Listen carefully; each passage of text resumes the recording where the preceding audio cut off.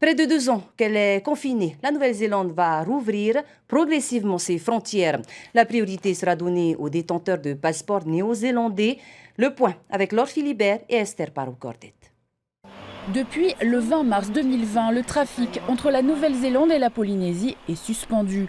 Seul un vol cargo a été opéré entre les deux pays le 20 mars 2021. Les Kiwis ayant choisi un confinement du pays très longue durée pour éviter une propagation incontrôlée de la Covid.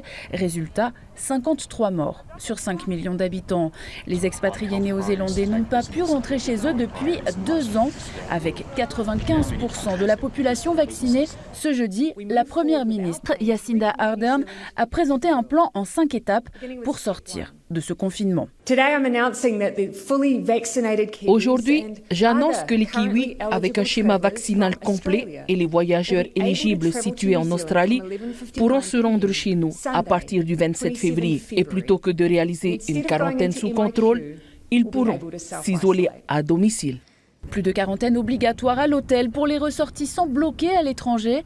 Quant aux Polynésiens, exempt de visa, si vous êtes vacciné, vous devriez pouvoir vous envoler pour Aotearoa dès le mois de juillet. Sur les sites d'Air New Zealand et de Air Tahiti-Nui, il est d'ores et déjà possible de réserver un vol pour cette période. Le retour à la normale est attendu pour le mois d'octobre. C'est une étape importante pour la Nouvelle-Zélande, mais nous sommes prêts pour cela.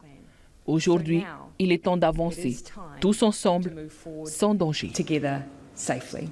Autre signe de la reprise sur la destination américaine cette fois. Depuis le début du mois, United Airlines opère 2 vols hebdomadaires supplémentaires les lundis et mercredis.